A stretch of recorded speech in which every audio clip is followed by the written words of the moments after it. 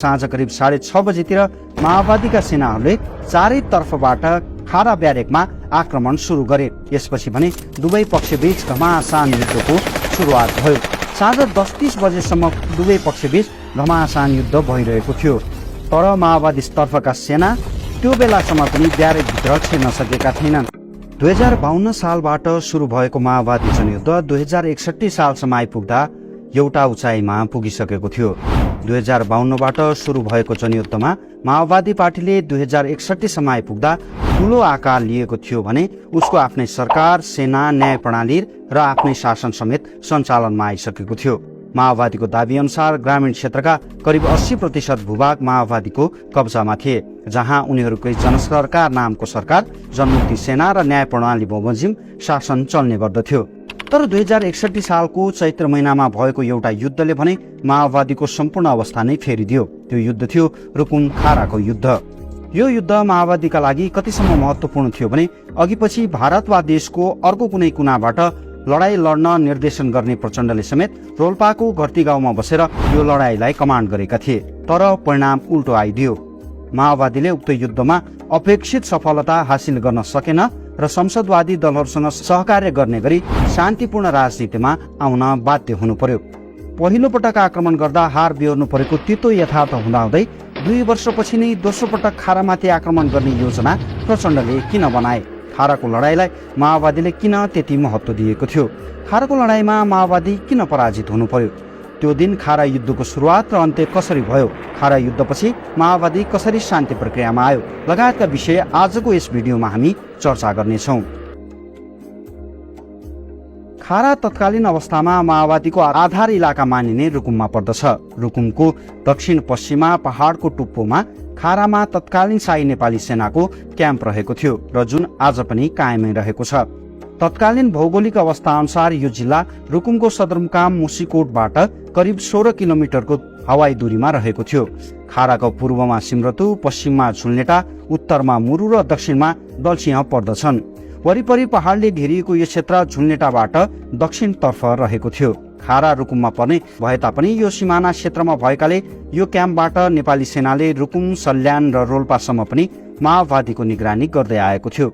माओवादीको आधार इलाका अर्थात् उसको सबैभन्दा बलियो मानिने ठाउँ रुकुम, रोल्पा र सल्यानको बीच भागमा अवस्थित नेपाली सेनाको यो क्याम्प माओवादीका लागि आफ्ना गतिविधि गर्न अवरोध मात्र थिएन, यस आक्रमण गरेर अध्यक्ष प्रचण्डले अरू केही कुरा पनि प्रमाणित गर्न चाहिरहेका थिए।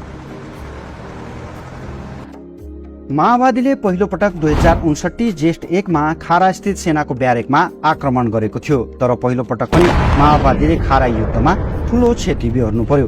पहिलो लडाईँमा करिब 150 भन्दा बढी माओवादी जनसेनाले सो स्थानमा ज्यान गुमाउनु परेको थियो। हतियारका नाममा राइफल मात्र भएको प्रहरीसँगको लडाईँ जित्दै गएको माओवादीका लागि 2058 सालमा अत्याधुनिक हतियार सहितको सेना परिचालन भएपछि भने जित्नका लागि परिस्थिति असहज भइदियो। तर खाराको पहिलो लडाईँमा हारेको 2 वर्षपछि अर्थात् 2061 चैत्र 25 गते माओवादीले दोस्रो पटक खारामाथि आक्रमण गरेको थियो। राज्य पक्षको नेपाली सेनाले खाराको ब्यारेकलाई निकै बलियो बनाएको थाहा पाउँदा पाउँदै 2 वर्षपछि पुनः त्यही ठाउँमा आक्रमण माओवादीले किन गर्यो? यो सोचनीय विषय थियो। केसम्म भनिन्थ्यो भने खाराको लडाईँमा माओवादीले जित्न सके उसले सिधै काठमाडौँ समेत कब्जा गर्न सक्नेछ। तर खारा जित्नका लागि बाह्य परिस्थितिको प्रतिकूलतालाई माओवादी अध्यक्ष प्रचण्ड भने जसरी पनि अनुकूलतामा बदल्न चाहन्थे। त्यसको कारण माओवादीमा 2061 सालसम्म आइपुग्दा मुख्य नेताहरू र त्यसमा पनि अध्यक्ष प्रचण्ड र बाबुराम भट्टराईमा वैचारिक भिन्नता स्पष्ट हुन थालिसकेको थियो। खास गरी युद्धबाट मात्र राज्य सत्ता कब्जा गर्न नसकिने निष्कर्ष निकालेर राजा ज्ञानेन्द्रसँग सहकार्य गरेर जाने कि अब नेपालमा भएका राजनैतिक दलहरूसँग सहकार्य गर्ने भन्नेमा यी दुई नेता विभाजित भएका थिए। एमाले नेता प्रचण्ड सहकार्यका लागि ज्ञानेन्द्रसँग भेट गर्ने तयारीमा थिए भने बाबुराम राजनैतिक दलहरूसँग सहकार्य गर्नुपर्ने पक्षमा थिए। एमाले नेता माधव नेपालका अनुसार त उनले माओवादी अध्यक्ष प्रचण्ड र ज्ञानेन्द्र बीच बागलुङको ढोरपाटनमा भेटघाट समेत गराएका थिए। 2061 माघ महिनामा रुकुमको लाबाङमा भएको यही वैचारिक द्वन्द्वका कारण राजनैतिक दलहरूसँग सहकार्य गर्ने प्रस्ताव बाबुरामले भारतको इशारामा ल्याएको भन्दै माओवादीले बाबुरामलाई कारवाही समेत गरेर नजरबन्दमा राखेको थियो। तर 2061 माघ 19 गते राजा ज्ञानेन्द्रले प्रतिगमन लागू गरेर सम्पूर्ण सत्ता आफ्नो हातमा लिएपछि भने परिस्थिति भिन्न भयो। राजा बाबुराम र भारतबाट माओवादी एक्लिँदै गएको जस्तो देखिन थालेपछि प्रचण्डले नेपालमा शान्तिपूर्ण तरिकाबाट नभएर अझै सशस्त्र युद्धबाट नै राज्य सत्ता कब्जा गर्न सम्भव छ भन्ने प्रमाणित गर्नका लागि खारा आक्रमणको योजना बनाएका थिए। खारा आक्रमणको महत्त्वबारे प्रचण्डले केन्द्रीय समिति बैठकमा रुसमा लेनिनले अक्टोबर क्रान्ति सफल पारेर राज्य सत्ता कब्जा गरे झैं नेपालमा पनि खारा जित्न सके अक्टोबर क्रान्ति झैं सफलता प्राप्त हुने ब्रिफिङ गरेका थिए। खारा लडाईँको बेला माओवादी जनसेनाका 3 डिभिजन थिए, पश्चिमी डिभिजन, मध्य डिभिजन र पूर्वी डिभिजन, जसमा नन्दकिशोर पुन पासाङ नेतृत्वको पश्चिम डिभिजन, जनार्दन शर्मा प्रभाकर नेतृत्वको मध्य डिभिजनले खारामा आक्रमण गर्ने जिम्मेवारी पाएको थियो। त्यसमा पनि नन्दकिशोर पुन पासाङको नेतृत्वमा रहेको PLA को केन्द्रीय कमान्डलाई आक्रमणको प्राथमिक जिम्मेवारी दिइएको थियो भने प्रभाकरको टिमलाई सपोर्टिभ आक्रमणको जिम्मेवारी दिएको थियो। उक्त आक्रमणका लागि माओवादीले देशभरिबाट 2000 जनमुक्ति सेना, 2000 जनमिलिसिया अर्थात् माओवादीको अर्ध सैन्य शक्ति र 2000 सर्वसाधारणलाई जम्मा गरेको थियो। हतियारतर्फ पनि माओवादीले LMG, SMG र 81mm मोटार जस्ता अत्याधुनिक हतियार समेतको राम्रो तयारी गरेको थियो। साथै माओवादी आफैले निर्माण गरेको नेपाम नामको बम र हेलिकप्टर खसाल्न प्रयोग गरिने TTS हतियारसम्मको तयारी माओवादीले गरेको थियो। यद्यपि युद्धका यी बमले काम नगरेको माओवादीको भनाइ छ। अर्कोतर्फ शाही नेपाली सेना पनि सो स्थानमा मजबुत फोर्टिफिकेसनका साथ बसेको थियो। यसअघि पनि माओवादीले उक्त स्थानमा युद्ध लडेर पराजित भएको हुनाले सेनाले आफ्नो स्थिति झनै बलियो बनाएको थियो।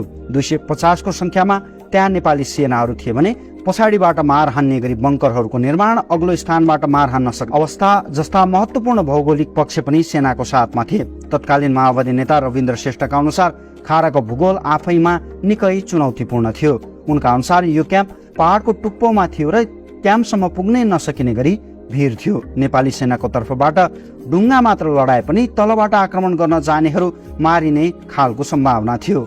लडाई हुनुभन्दा अगाडिका केही दिनहरूमा शाही नेपाली सेनाले रोल्पा, रुकुम र सल्यानका भूभागहरूमा व्यापक मात्रामा माओवादी सेनाहरूको चहल पहल बढेको सूचना पाएको थियो। तर उनीहरूले कहाँ आक्रमण गर्ने हुन् भन्ने निश्चित हुन सकेको थिएन। चैत्र 25 गते बिहिबार साँझ करिब 6 बजेतिर स्थलगत निरीक्षणका लागि गस्तीमा गएको नेपाली सेनाको एक टुकडीले खाराबाट 4 किलोमिटर दूरीमा रहेको रोल्पा, रुकुम र सल्यानको सिमानामा पर्ने खौला बजारमा करिब 300-400 को हाराहारीमा ब्यारेकतर्फ आइरहेका माओवादीका सेनालाई देख्न भ्याएका थिए। माओवादी सेनालाई देखेपछि उक्त गस्ती टोलीले तत्कालै सुरुवाती फायर गर्दै ब्यारेकतर्फ फर्कियो भने माओवादीले पनि जवाफी फायर गरेको थियो। साँझ करिब 6:30 बजेतिर माओवादीका सेनाहरूले चारैतर्फबाट खारा ब्यारेकमा आक्रमण सुरु गरे। यसपछि भने दुवै पक्षबीच घमासान युद्धको सुरुवात भयो। साँझ 10:30 बजेसम्म दुवै पक्षबीच घमासान युद्ध भइरहेको थियो। तर माओवादी तर्फका सेना त्यो बेलासम्म पनि ब्यारेकभित्र छिर्न सकेका थिएनन्। फायरले मात्र भित्र छिर्न नसकेपछि माओवादी सेनाहरूले राति 10:30 बजे ब्यारेक वरपर आगो लगाएका थिए। त्यसपछि माओवादी सेनालाई उत्साहित बनाउनका लागि तत्कालीन सेनाका कमिसार कृष्णबहादुर महराले रेडियो सेटबाट केही बङ्करहरू कब्जामा लिइसकेको समेत उद्घोष गरे। तर लडाईँको मैदानमा भने परिस्थिति फरक थियो। राति 31 बजेतिर माओवादी सेनाले ब्यारेकको पूर्वी गेटबाट भित्र छिर्ने प्रयास गरे। तर नेपाली सेनाले छोटो दूरीका हतियार र ग्रेनेडको प्रयोग गरी उनीहरूलाई पछि हट्न बाध्य पारे। ब्यारेकभित्र छिर्न खोज्दा यसरी नै बङ्करभित्र रहेका सेनाले पछाडिबाट फायर गरेर माओवादीलाई भित्र छिर्न दिएका थिएनन्। बरु एसाल्ट अर्थात् अग्रभागमा रहेका माओवादीका कैयन सेनाले त्यसरी भित्र छिर्ने प्रयास गर्दा गोली खाएर ज्यान गुमाउनु परिरहेको थियो। सेनाको सहायताका लागि आएको हेलिकप्टर पनि माओवादीले बस्न दिएका थिएनन्। राति करिब 45 मिनट जति फायर सपोर्ट दिई हेलिकप्टर पनि फिर्ता हुन बाध्य भएको थियो। यसै क्रममा बिहान 4 बजे नेपाली सेनाको सहायताका लागि मुसिकोट तर्फबाट आएको सेनाको एक टोलीलाई माओवादीले बैरागी ठाँटीमा एम्बुसमा पारेर अघि बढ्न दिएन। लडाई 26 गते बिहान 9 बजेको उज्यालोसम्म पनि जारी नै रहेको थियो। सो अवधिसम्म पुग्दा माओवादी एक ढङ्गले सफल जस्तै भइसकेको थियो भने नेपाली सेना खाद्यान्न गोलीको अभावले हार उन्मुख भइसकेको थियो। 10 बजे बिहान नेपाली सेनाको सहायताका लागि आएको M117 हेलिकप्टरमा माओवादीले हानेका 2वटा गोली लागे। तर बिहान करिब 12 बजे क्याप्टेन रामेश्वर थापाले हेलिकप्टर बसालेर 150 भन्दा बढी नेपाली सेनालाई गोली कट्ठासहित अवतरण गराउन सफल भएपछि भने परिस्थिति उल्टियो। त्यसपछि जितिसकेको माओवादी हारतर्फ उन्मुख भयो भने नेपाली सेना जिततर्फ उन्मुख भयो। नेपाली सेनाको थप फोर्स आएपछि माओवादी सेनाहरू घाइतेहरूलाई बोकेर निराश भएर युद्ध मैदानबाट फर्किन बाध्य भएका थिए। खारा लडाईँमा माओवादी पराजित हुनुका उसका आफ्नै आन्तरिक र बाह्य धेरै किसिमका कारणहरू रहेका छन्। यसमा उसका युद्धको तयारी, सेनाहरू बीचको समन्वयको अभाव, कार्यान्वयन हतियारको सीमितता जस्ता धेरै कारणहरू रहेका छन्। युद्धका दिन नन्दकिशोर पुनपासाङले कमान्ड गरेको टिमसँग सेनाको भिडन्त तय गरिए भन्दा पनि अघि नै सुरु भइसकेको थियो भने प्रभाकर नेतृत्वको टोली ढिला गरी युद्ध मैदानमा आइपुगेको थियो। दुईवटा कमान्ड बीच स्पष्ट हुन नसक्दा लडाईँ हार्नु परेको युद्धमा सहभागी कमान्डरहरू बताउँछन्। माओवादीभित्र प्रचण्ड र बाबुराममा देखिएको विभाजनको असर युद्ध मैदानमा पनि देखियो। यस्तै नेपाली सेनाले माओवादीका गतिविधिबारे जनताबाट नियमित अपडेट पाइरहेको थियो, जसका कारण सेना समयमा नै चनाखो हुन पाएको थियो। खारामा सोचे भन्दा बढी सेनाले तयारी गर्नु, माओवादीले आफैले बनाएको नेपाम बमले काम नगर्नु, साँचो र फेक आक्रमणको तयारी ठिक भए पनि सो अनुसार अगाडि बढ्ने र पछाडि हट्ने जस्ता टेक्निकल कुरा मिलाउन नसक्नु, खाराको भूगोलप्रतिको बुझाइ अपुग हुनु, पहिले नै हारिसकेको हुनाले त्यसको मनोवैज्ञानिक असर माओवादी सेनामा पर्नु, लामो समयसम्म युद्ध गर्ने अभ्यासको कमी जस्ता धेरै कारणले माओवादी आफैले उक्त युद्ध हार्नु परेको थियो। खारा लडाईँको 4 हप्तापछि माओवादीले बाबुराम माथिको कारबाही फिर्ता लिइसकेको थियो। उनी र कृष्णबहादुर मरा शान्ति सम्झौताको तयारी गर्नका लागि दिल्ली पुगिसकेका थिए। खारा लडाईँको 6 महिनापछि 2062 असोजमा रोल्पाको चुनमाङमा भएको बैठकबाट माओवादी लोकतान्त्रिक गणतन्त्रको कार्यनीति पास गर्दै शान्ति प्रक्रियातर्फ उन्मुख भयो। सायद माओवादीले रुकुम खाराको त्यो लडाईँमा सोचे अनुरूपको सफलता प्राप्त गरेको भए देशको अवस्था कस्तो हुन्थ्यो। प्रचण्डले अपेक्षा गरे अनुरूप खारा लडाईँमा दिग्विजय हासिल गरेको भए माओवादीले राज्य सत्ता कब्जा गरिसकेको हुन्थ्यो वा राज्य र माओवादी बीचको युद्ध नै जारी रहन्थ्यो। यो विषय भने सोचनीय छँदैछ। तर एउटा कुरा के निश्चित छ भने प्रचण्ड शान्ति प्रक्रियातर्फ मोडिनुमा अन्य धेरै कारण सँगसँगै खारा युद्धमा माओवादीले बेहोर्नु परेको हार एउटा प्रमुख कारण थियो।